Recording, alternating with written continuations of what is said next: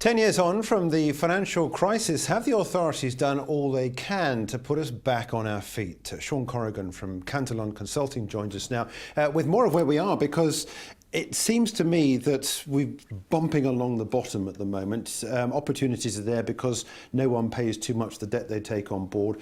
And then questions have to be asked as to where do we go if interest rates do start to rise. What do you think of the last 10 years? How have the authorities dealt with what happened back in 10 years ago? Well, one can make an argument that given the scale of the crisis and the enormity that central bank action in a system where central banks are inherent in the institutional setting, if we're there, they probably had to do something. They had to stop the immediate liquidity rot spreading. But of course, what they should have done is there shouldn't have just been one Lehman, there should have been a lot. We should have cleared the dead wood. I mean, 10 years on, let's take the Italian banking system, still lumbering under the bad debts built up in the decade before 2007-8 first erupted. And so the longer that's gone on, that's been part of the reason why low growth has perpetuated itself. Secondly, of course, the answer to all this has been to flood the money into the system, to pervert capital market signals by distorting interest rates and therefore everything else which is priced off them, which of course includes equities.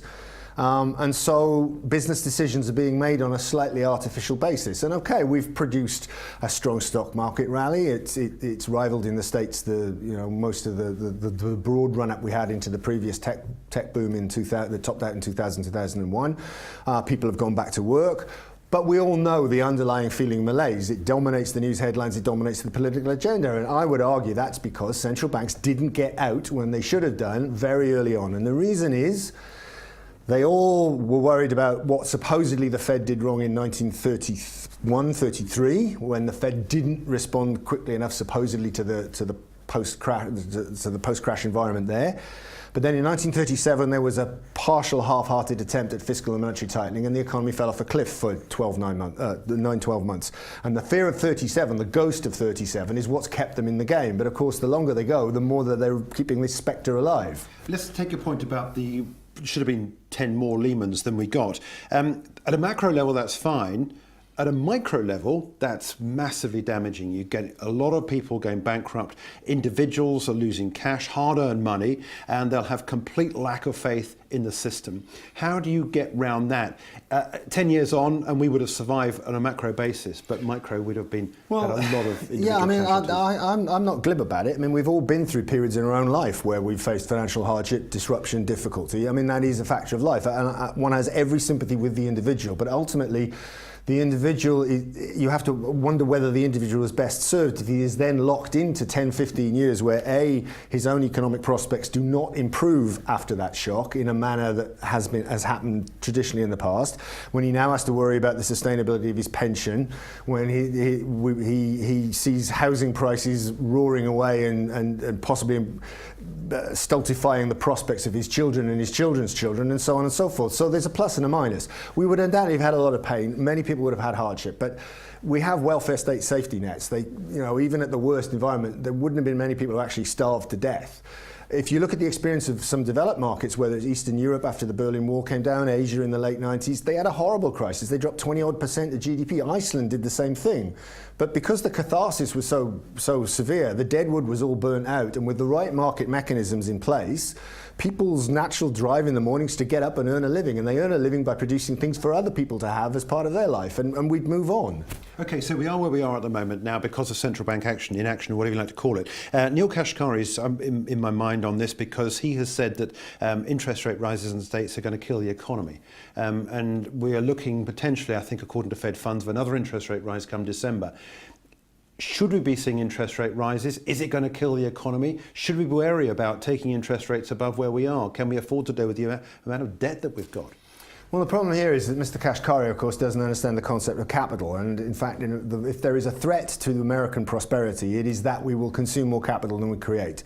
And one of the surefire ways to do that is to keep interest rates too low for too long. Because, of course, people borrow. People tend to borrow up to what their debt service costs are. So if you lower debt service costs, they take on more debt. The central banks have been chasing their own tail on this for the past 20 years or more.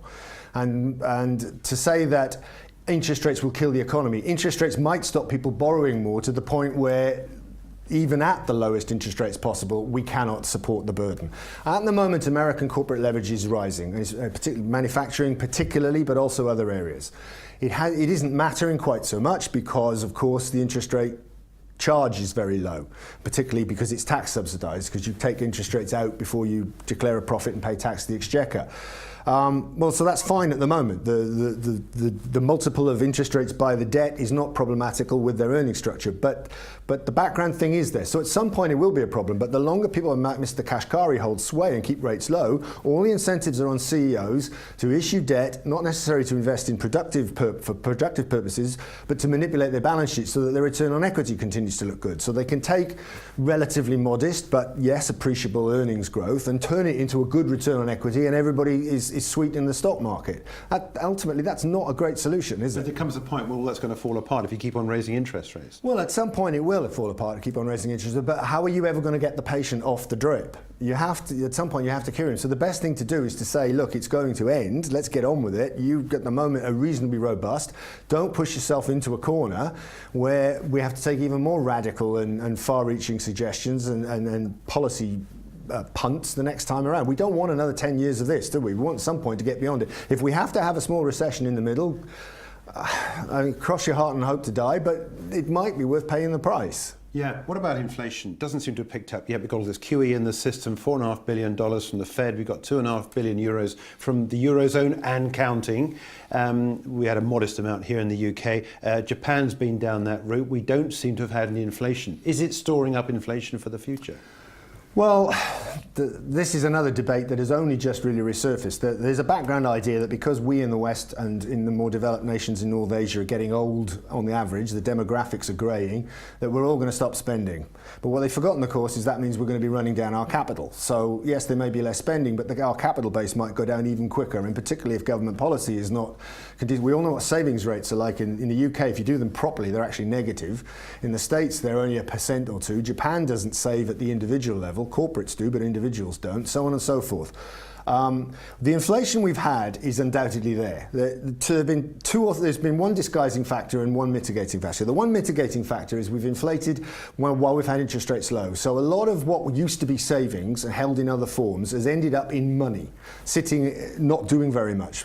People talk about low velocity. They often don't quite understand what they mean by that, but because there's no difference between overnight and 3 months and 6 months, and very little difference out to 5 and 10 years in some cases, people just hold the money as money.